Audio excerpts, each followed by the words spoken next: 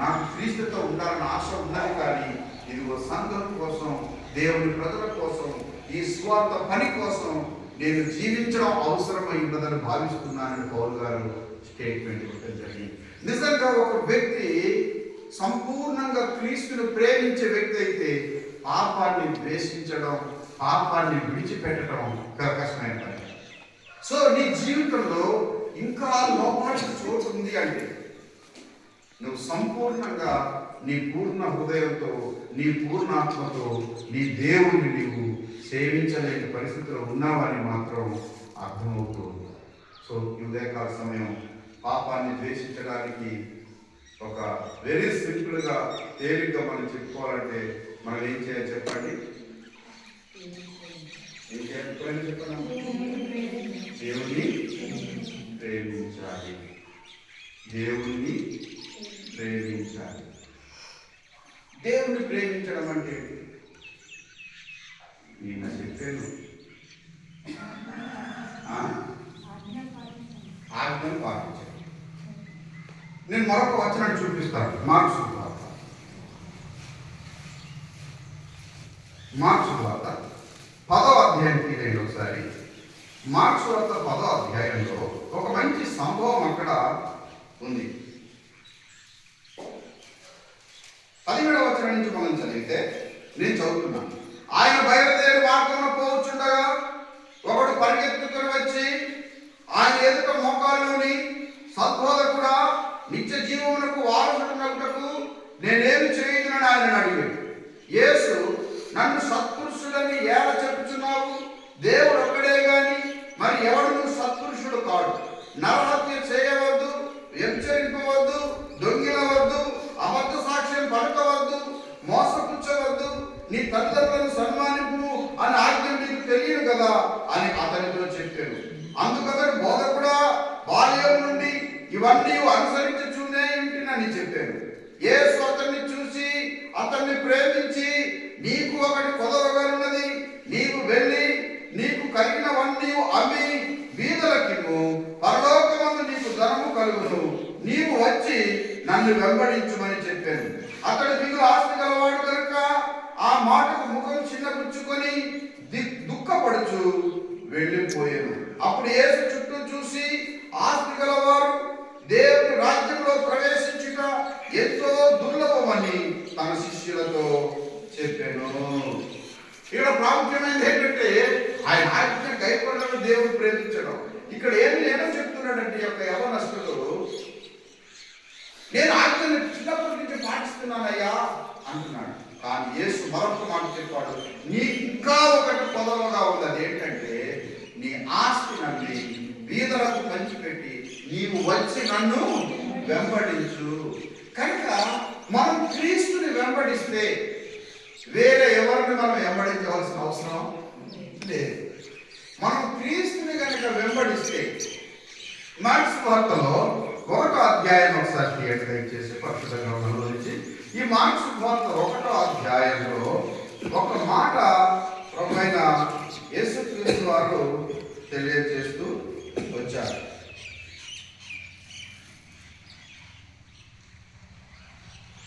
1వ అధ్యాయం 16-17 వచనాలు చదువుతున్నాను.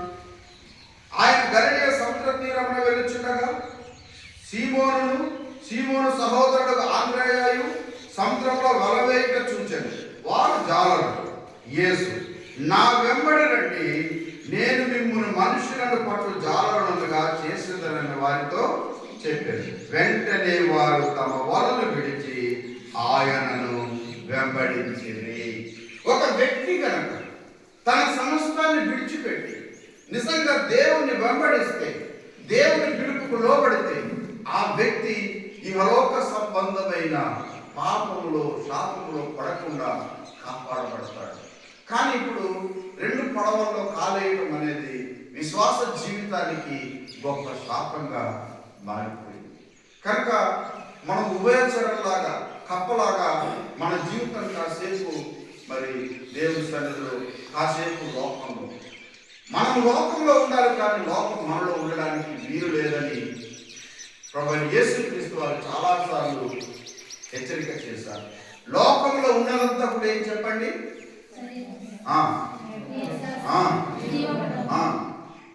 తర్వాత మనం కూర్చేయండి. ఇవి తండ్రి వలన కలిగినవి, ఇది చెప్పడు. నేత్రాస, శరీరాస, జీవపు దంతం.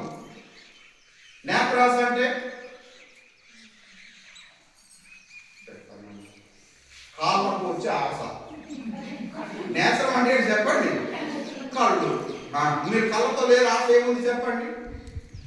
తిండి మొదలుకొని, బట్టలు మొదలుకొని, ఏమండి అన్నిటికీ సంబంధించి శోభన ఏంటి చెప్పండి? అందుకే 119వ కీర్తనలో భక్తులు చాలా గొప్పగా చెప్పాడు. 119వ కీర్తన తీయండి ఒకసారి. ఈ 119వ కీర్తనలో దైవజనుడు మాట్లాడుతూ ఆయన ఏం తెలియజేశారంటే,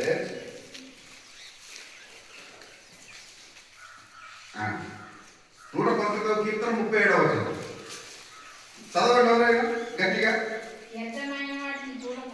అర్థమైన వాటిని, వ్యర్థమైన వాటిని, ఓకే, వ్యర్థమైన వాటిని చూడకుండా నా కన్నులు త్రిప్పివేయము, నీ మార్గంలో నడుచుకొనుటకు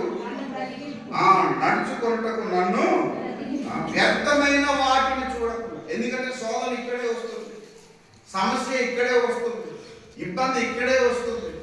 అందు గురించి దాన్ని సో మనం పాపమును అసహించుకోవటానికి ఒక ప్రాముఖ్యమైన సూత్రం మనం ఏం తెలుసుకున్నామంటే, దేవుణ్ణి మన పూర్ణ హృదయంతో, పూర్ణాత్మతో మనం ప్రేమించడం, ఆయన్ని సేవించడం అనేది జరిగితే కనుక మనం పాపాన్ని ద్వేషించవచ్చు.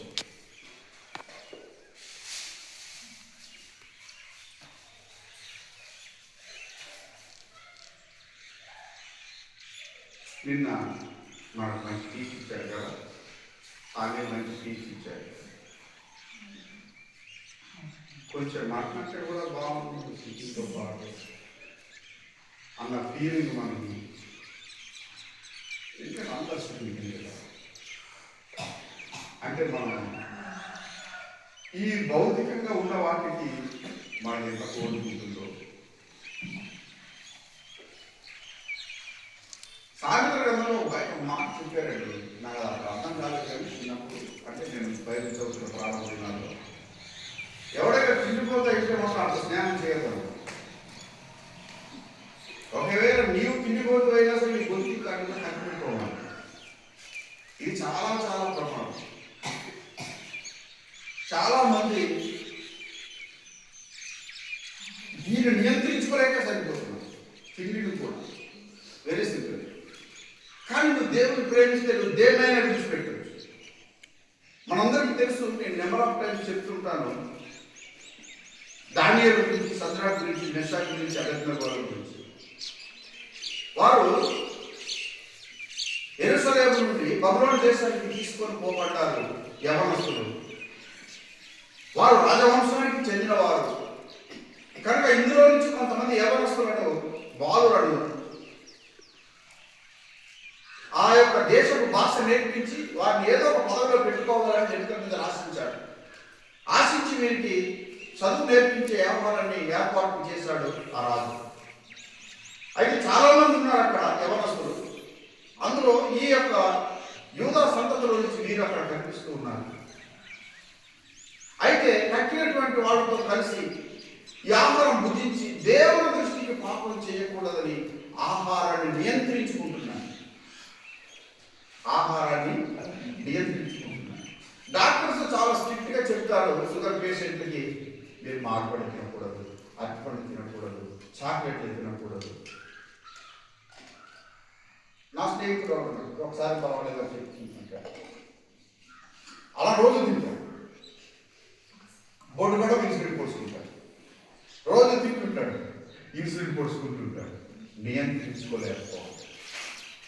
సో ఇప్పుడు దేవుడి కోసం ఈ ఆహారం తిని దేవుడిని బాధపరచడం అనేది దానియేలు ఇష్టం లేక ఆహారాన్ని కూడా నియంత్రించుకుంటున్నాడు. అది నాకు వద్దు, మాకు శాకాహారమే కావాలి, ఆకుకూరలతో కూడినటువంటి ఆహారమే కావాలి అని అడిగి మరి తీసుకున్నాడు.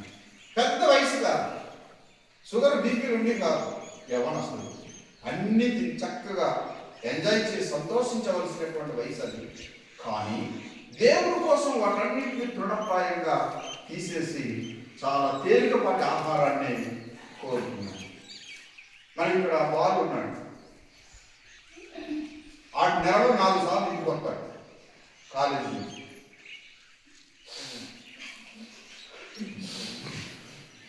ఆ నాన్న ఇక్కడికి వెళ్ళాడు, బయటికి వెళ్ళాడు అనుకోండి, ఇంటికి వచ్చేస్తే మళ్ళీ చికెన్ కొనడానికి కుదరదేమో అని వీడు ముందే ఆలోచించి పెడతాడంట. ఎందుకంటే హాస్టల్లో ఇప్పుడు మంచిగా రోజు గుడ్డు పెడుతున్నారు, అన్ని పెడుతున్నారు. ఇంటికి వచ్చిన ఎక్కి ఎక్కి ఎక్కి ఎక్కి మరి నాయన తగ్గి, ఇంటి గురించి తగ్గి. చూడండి, వీరు దేవుడిని ప్రేమించడం, దేవుడిని ప్రేమించడం అంటే ఆహార విషయంలో కూడా నియంత్రించుకోవచ్చు. వారం రోజు ఉపవాసం ఉండేవారు చేపెట్టాలి.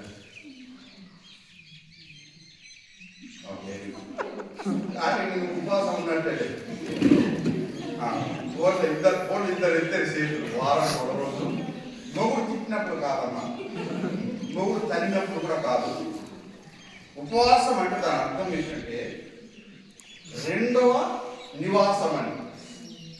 దాని తెలుగులో ప్లస్ నివాసం, రెండవ నివాసం అంటే దేవుడితో సహవాసం. ఉపవాసం ఉంది, ఆ ఇంటికి వెళ్ళి సీరియళ్ళు, ఈ ఇంటికి వెళ్ళి సినిమా కప్పులు మానేసి ప్రార్థనలో గడపటం, బైబిల్ ధ్యానంలో గడపటం. ఒక్క పూట వారానికి ఒక్క రోజు, నెలకు ఒక్క రోజు ఉపవాసం ఉండేవాళ్ళు చెప్పండి.